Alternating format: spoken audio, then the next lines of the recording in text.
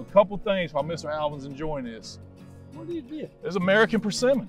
American Persimmon? Yeah. Oh, that's the good one then. That's right. Oh, I didn't see that. There you go. See how bad my idea is? It's because it's not ripe. It's hiding from you. And Notice. this thing gonna be ready this winter. That's right. We're taking a tour of some native plants that are used by our tribe, the Haliwa-Saponi, as well as many Southeastern Native Americans. We got a winner right here already. Mr. Alvin, what kind of tree we got here? Yeah. Persimmon. That's right. Yeah. And this is the American Persimmon, not to be confused with what you'll often see in the grocery stores, the Asian Persimmon. Asian Persimmon is an import, and you see it in stores because you can ship it. It stays firm, and it can travel from California or Japan to food markets. Persimmon is great. We used to pick them, and my mom would cook them. People made pies out of them. Back then, you had to do a lot to survive.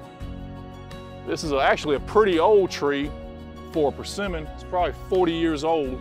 Check out that dark, really fissured or cracked bark. That's a real trademark of the American persimmon. If you see that bark, keep an eye out in the fall for some mushy fruit. And this particular tree is another good illustration. Even though it's older, you notice it's not that wide. If you're foraging for any native fruit, remember in general, sun is energy, sun is fuel. This tree is overshadowed by an oak south of it, and it's always fighting. Focus your efforts on the fruit that gets sun, because this one, it just barely gets sun from that big oak next to it. When it gets cold, it gets good to eat. That's right. You try that thing before it gets cold, you can't stand it. That's right. You're gonna spit it out. And many traditional foragers will say, I want to wait till fall or winter because I want the astringency to be gone.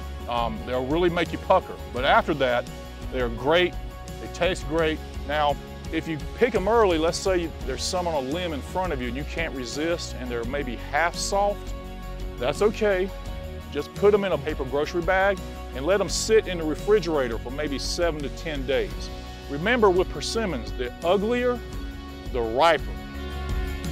Now look at the bark, this is a younger tree. The bark here is just starting to get that aged, coursed, I guess you could say furrowed or fissured, and it's dark. So these trees grow great, basically through the eastern 2/3 of the United States. Plant zone 3 and down, we would say. This one comes off first day of college football. Believe it or not, late August, you will start having ground drops fall to the ground with this variety. Now that's the key. When it falls to the ground, you're 90% there. Looking at this tree too, you'll see the healthy persimmons. Again, they got the fruit. Look at this is called a calyx. If you're foraging, this is a dead giveaway. A calyx is a woody stem that helps the fruit hang on to the branch. Now we talk about climate change. I've been through Hurricane Matthew here, 18 inches of rain, 60 miles an hour wind. I lost maybe 3 persimmons. This calyx really prevents weather disasters from making you lose your fruit. So that's another strength of this amazing tree that perhaps we need to research, foster, and use as we get more 500-year floods, 300-year storms. We need fruit that is tough, fruit that's adapted to the native climate, even when it's pushed to extreme ways, unfortunately. Now, if you plant a tree at your tribal center, it's been a humid, wet, cool spring and early summer. This is called brown spot. Don't despair, just keep on trucking. Most North Carolina persimmon trees, American persimmons, will have this by August, but it does not affect the tree. The other thing I encourage this calyx as a reminder, I love native powwow culture. Young people especially love it. It's bright, it's vibrant. You get to show off, you get to have some swagger. But the thing is, there's no reason for your tribe that you can't take your native plants that are important to you, incorporate them into your dance outfit, your regalia, your dance suit.